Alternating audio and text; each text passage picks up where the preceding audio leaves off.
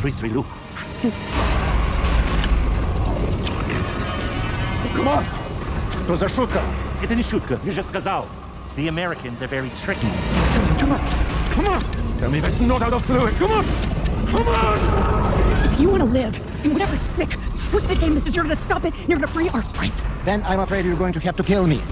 Because your friend is already dead. Come on! Come on! Come on! Come on!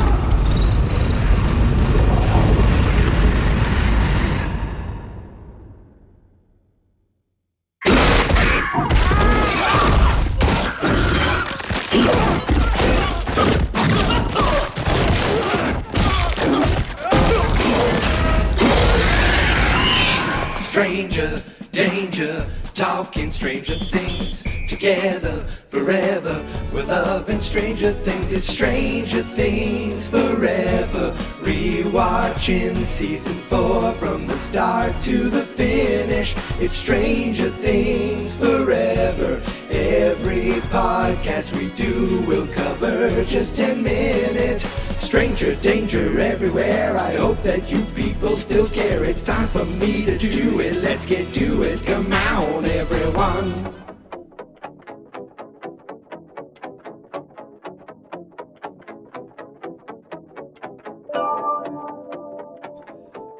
Good morning, stranger friends. Whew, how's everybody doing? Welcome back to another episode of Stranger Things Forever. I've got to get used to not singing that after a couple weeks from now, because I've been doing that so much recently. I've been podcasting so much about 10 minutes of Stranger Things at a time that it's going to feel weird talking about an entire episode. But you know what that means? That means much longer Stranger Danger episodes. So I hope you have hours and hours and hours free to not only watch the episodes, but then come and relive them with me here. I am curious to how many of you watched the premiere last night and watched the first 5 minutes. I'm not going to talk about the 5 minutes at all. I did a whole separate thing on that. So I want to respect anyone who's avoiding that and not mention it go into any details at all. I just will say that I watched the premiere. If you didn't listen to that episode, I watched the red carpet. It was long, but it was okay. The thing that annoyed me the most was these emojis that people kept clicking and popping up on the screen while I'm just trying to watch the video, but that's okay. I tried to win prizes. I didn't know how to do that. I had fun texting with my niece. I heard from my brother that she was like, she lost her shit because she gets so excited about what happened. And we were texting theories about what we just watched. And it was just fun to see some of the new actors and see our friends out of character as their real selves, which is always weird. Because you get so used to seeing them as the characters you fell in love with, you forget, oh wait, they're actually people. What I typed in Stranger Things on Google News today, and unfortunately you see watch the first 5 minutes, and then every headline is, oh, David Harbour and Millie Bobby Brown, they hug, they share a laugh, they seem friendly at the premiere. And I saw one article where it's like, some of these reports have been inaccurate, but we do want to make sure that, we always make sure that it's a safe, friendly, set, and that we take care of people, make them feel comfortable and make them feel, welcoming and safety. I think they basically, the Duffers and Sean Levy didn't go into great detail about anything, but they did say, we definitely take that kind of stuff seriously. That's all they said. At one point I thought, oh, they're not going to have David Harbour there. He's been going through some stuff, in the news himself, but there he was, seemingly himself, seeing the two of them laugh. And you think, again, those, whatever reports came out recently for something that, happened apparently like was it over a year ago? Whenever they were filming it was a while ago when they started filming season 5. So maybe in their world, they figured it was handled, things were fixed, and people have moved on. And then the report gets out and it's like, gets all stirred up. And again, I'm speculating now, which is I'm not helping it either by speculating, but I'm not, the Hollywood Reporter, Deadline, People Magazine, or the BBC, which are the 4 headlines that I see when looking at that really quick. But it was just fun to watch last night. Now push away real world stuff and just focus on the Stranger Things stuff. It was fun to see everybody. It's funny because even when they film and then you see them now, the kids, like, they look older and older every time. And I'm trying to think who I didn't see. We saw, forgive me, I'm not going to get their names. I'm just not. I know some of their names, but we saw our main kids. We saw like Gaten Matarazzo. He was there. Millie Bobby Brown. Then we saw Sophie Sink, Caleb, and Finn Wolfhard. Ooh, Caleb. I'm not even gonna mess the names up. We saw them together. We saw Steve and Robin together again. You know their names, but I don't think we saw Nancy and Jonathan. We saw the actors, but I don't think we saw them. Like, we saw them on the red carpet, but I don't remember if they came up and spoke, unless I took my dog out at that point. I might have done that. It was a cute night. They had a lot of people at the red carpet, like cheering and fans and people dressed up. And I was texting my niece, wouldn't it be funny to see all these young people and then an old man in his Stranger Danger shirt, hey, over here, pick me. And they would have been like, security, we need to escort this man. He doesn't seem to be, he seems to be trying to fit in with these young kids, and we need to have him removed immediately. I would be like, no, stranger friends, no. And then one person would recognize, I know that creepy voice. That's Mike. And then I'd be free and yay. And then I get to meet the Demogorgon. And it turns out to be a wonderful, wonderful adventure. Also, along with the first 5 minutes of Stranger Things 5 we saw last night, it was Stranger Things Day. So we got a couple things throughout the day. One, not specific to, Netflix or Stranger Things, but it was the actor who plays Ted Wheeler shopping at Target in the 1980s. I thought that was a fun commercial that tied in, the fact that Target and Stranger Things are working together with those promotions that I sent pictures of recently. And also just to see Target in the 1980s. I didn't have a Target in our neighborhood growing up. I don't think I had Target. I don't think we had Target in my world until the 2000s, to be honest with you, which I guess nowadays is still 20-something years ago. But I'll put a link to that commercial in the show notes, because I thought it was fun. And another thing I wanted to mention was we saw a sneak peek at another Stranger Things adventure. And you know what that means, right? That means another Stranger Danger adventure. We saw not a trailer, but like a little behind-the-scene glimpse at a brand new show coming to Netflix in 2026, Stranger Things Tales from 85. We saw some of the animation style, and we learned that it's taking place between seasons 2 and 3 in 1985. And up on the IMDb, we see some of the cast. Now, nobody from the actual Stranger Things show is reprising their role on the animated series, which actually is fine because it's 1985 and these kids' voices have gotten deeper. Some of the adults could have done it, but as of now, we see nobody returning. But that may be like a fun sticking point. Like someday, like the voice, the cops, Powell and Callahan. I could see one of those actors coming in and be like, oh, they have them, or Mr. Clark. I could see him coming. And I mean, I'm not just saying this because they're, like, oh, these actors need work. No, I'm saying it because of the fact that these are adults whose voices haven't changed, and I could definitely see them being just brought in for these small little roles for 10 seconds. But let me go through the cast really quick that is listed on IMDb. It's not a full complete cast yet, as far as I can tell, but it has most of our main characters. We have Jolie Wang Rappaport. She is best known for, she was in the Watchmen series. She's in My Adventures with Superman. So I've heard her voice before, and she is playing Max. We then have Benjamin Plasala. If I get any of these wrong, he is playing young Will. He already looks much older than Will, but there he is now. He's done a lot of voice work too. Wild Park, Haunted Hotel, which is a show I want to watch on Netflix. It looks kind of fun. A lot of voice stuff. I wish I could be a voice actor. Ready? Watch this. Hi, I'm SpongeBob's friend, Jim. Pretty good, right? All right, then we have one person I actually recognize, Elisha Williams. He was in the TV show The Wonder Years, the reboot of The Wonder Years from a couple years ago. He is playing Lucas. Then we have someone named Lucas Diaz, playing Mike. He was in things I don't know, nothing I know, but again, voice stuff. And then we have Brett Gibson, not Gibson, but Gibson, Gipson, and he's playing Hopper. And to me, that's a very important role because Hopper has such a distinct voice. I hope this guy can pull it off. He's done, what has he done? Shameless, SWAT.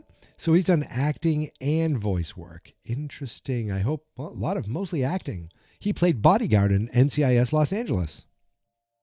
Then we have Braxton Quinney, my favorite name. I like that first name, Braxton.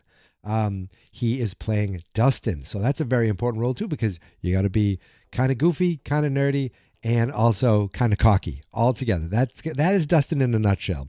He's a smart ass, but he's also insecure in certain things, but also very secure in other things. And that is why I think that's why he has become such a fan favorite over the years.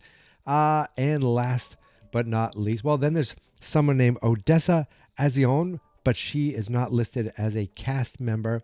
So, but she's okay. I'm gonna guess she's Nancy, just because she seems like an older girl, but a young woman, like, and not, you know what I mean, like a young woman. So I guess that would fit. I would say older girl, young woman. I don't know if that made sense, but you know what I mean. And Brooklyn Davy Norset.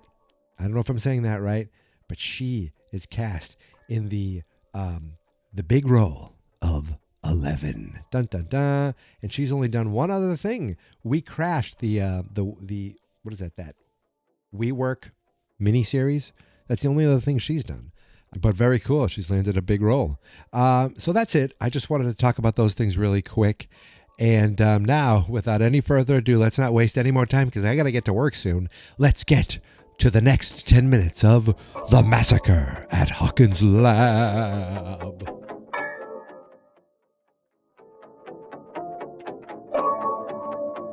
So I feel like in this 10-minute block, there's definitely dialogue, but it's like secondary. There's no real important dialogue in this 10 minutes, but there is real emotion and real fear and real relief. And of course, my favorite thing, which is reunions. There's all of that. And a lot of it's done without saying anything. It's just reactions, and it's that show me, don't tell me of a good story, a good movie. Yes, the dialogue is there, but the dialogue is not there to drag us along and teach us everything. The dialogue is there to complement what we are seeing, and what we are seeing is complete anarchy. At first, we're in the prison in Kamchatka, and Murray pulls the gun on the warden. He's like, what the hell are you doing? And I love, he goes, the Americans are very tricky. And he goes, order that thing, to kill it. You got to kill that thing. You got to save our man, get our man Hopper out of there. I don't know if I got that right. And he's like, well, then you might as well shoot me because your friend is good as dead already. And then the door opens and all anarchy cuts loose because it's quiet for a second, and then boom, the Demogorgon comes out and just starts ripping through all these other people. And you can see the look on Joyce's face like, oh no, it's happening. We're too late. The Demogorgon, and Hopper can't get the thing lit at first. So the Demogorgon's running roughshod on these poor prisoners. And then all of a sudden, Hopper gets the torch lit, and that freaks the Demogorgon out a bit. And then you see Murray's like, you got to order your men to shoot it. He goes, look, if I order my men to shoot it, I'm seen as a traitor and I will be shot. So you just might as well shoot me. He's like, you don't think I'll do it? You don't think I'll do it? I don't think he'll do it either. And he doesn't do it. Instead, he drags the warden into the back. And while Hopper and Dimitri seem to be the only ones still alive, because Dimitri gets by Hopper. Hopper keeps, fending the thing off with with his torch. They get to a door, and one of the guards is about to shoot them, and the other guard's like, hey, that they cannot get through that barricade. Do not worry about it, all right? Let the monster feed. But inside the control room of the prison, Murray brings the warden in, and he and Joyce are standing there. And Yuri is still just kind of standing there as well. He's hopping along. He's kind of like comic relief at this point. They go into the control room, and Murray's like, order your men to open the door. Oh, I'll shoot him. And the guard is like, if you open the door, you condemn us all to death. So I cannot in good faith do this. And Murray's like, I got to give it to you commies. You guys, you stand by, like you don't break. And so he then does basically what you didn't think Murray could do. He kicks ass. He started on the plane, but he does it again where he hits the warden, does karate to a bunch of different guys and takes them all out. And it is awesome. Then they just see a bunch of buttons, and he takes his glasses off of Yuri, puts them on, tries to figure out the right button. Joyce doesn't care. She just starts pressing everything. Then finally down in the prison, the gate opens. The gate opens, and Dimitri and Hopper get into the gate, and luckily the door starts closing, but the Demogorgon's right there, and Hopper just winds up and throws the fiery spear into the face mouth of the Demogorgon, and I don't know if the thing's dead, but it looks completely like freaked out, and it's like, it's falling and all over itself. The door closes, and they're safe from the Demogorgon, but from one prison to another. They're locked, and they thought, well, we almost made it, until the door opens. And then we get probably one of my favorite moments of this episode, one of my favorite moments of Stranger Things. I don't know. It is just such a beautiful moment where the door opens, and you see Hopper put his fist up like, all right, I have no weapons. There's nothing we can do. I'm ready to fight. I'm ready to fight for my life. And we don't see who's on the other side of the door at first. All we see is Hopper. And we see this look of like, huh? And we see this like he's in shock, and his arms just go down, and then the camera pans over, and there you see Joyce, and in the background you see Murray, and they just look at each other, and Joyce just runs into his arms crying, and Hopper like grabs her, and you could just see he's in shock, and he looks at her, and then he like pulls back and he looks at her like, what is happening? And then he leans in, and he puts his head on top of her, he puts his face on top of her head, almost like to breathe her in. And it's just a moment where he's still in shock. It's still crazy, but then you see this like smile come upon his face, like, oh my God, like something good happened. Oh my God, like I'm not condemned. I'm here. I made it. We've made it so far. It's not perfect yet, but I can't believe it. I get to see her again. It was just beautiful. And it was only the first reunion of this 10 minutes. So that was wonderful. Then we jump over to our Upside Down crew. They're riding their bikes through the Upside Down, down streets. Now they look over and they do see the Creel house, and we see lots of bats flying around there. Steve's like, "Ooh, that's not good." But they finally make it to Eddie's trailer park, and Robin says, I think that's a record for the longest interdimensional bike ride ever. And then they go inside to the trailer, and there it is in the ceiling, this big red glowing gate in the ceiling of the trailer. And Eddie's like, that's where Chrissy died, like right where she died. And they said, there's something in there. And we see something poking through, and you think, oh my God, it's a monster. It's some sort of tentacle. And then it rips through, and they're like, everyone freaks out, and you see a pole sticking through, and a pole is like jabbing through, making space. And they walk over and they look up into the hole, and they're like, oh my God. And there you see smiling on the other side of the hole, on the other dimension, looking up at them as well. So it's like a mirror of looking up and seeing people they're not like on top of the hole looking down. They're looking up because it's literally flipped over. We see Max, Erica, Dustin, and Lucas, big smiles on their face. Hello. And they're like, oh my God. And Robin says, oh, this is trippy.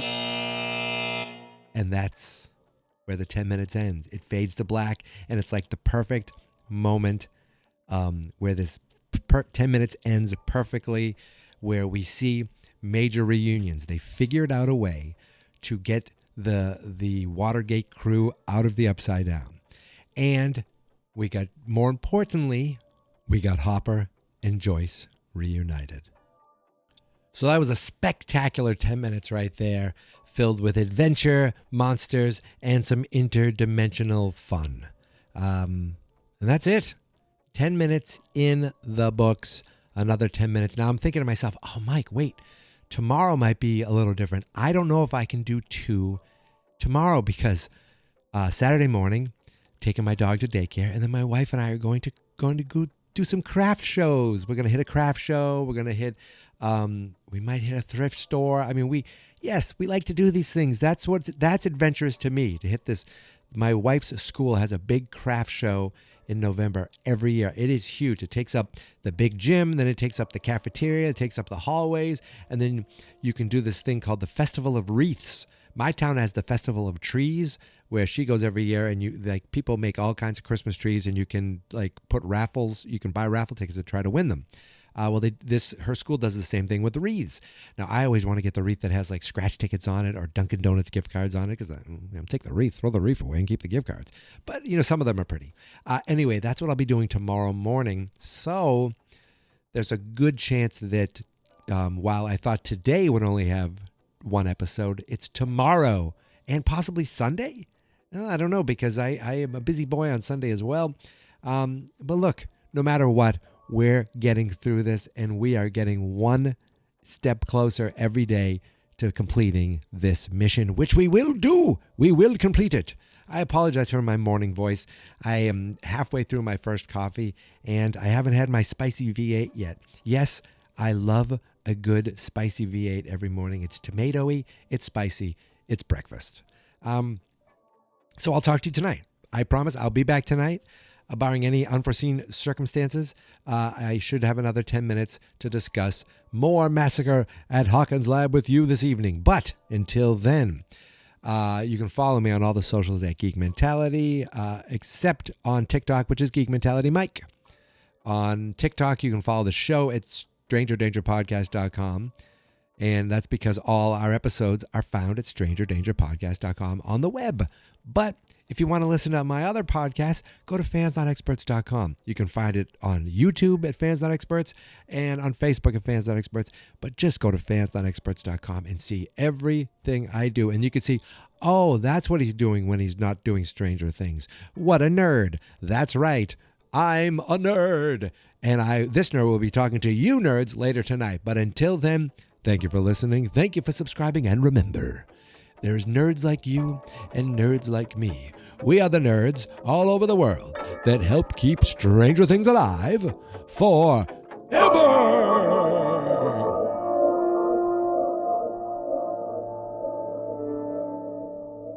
Fans not experts.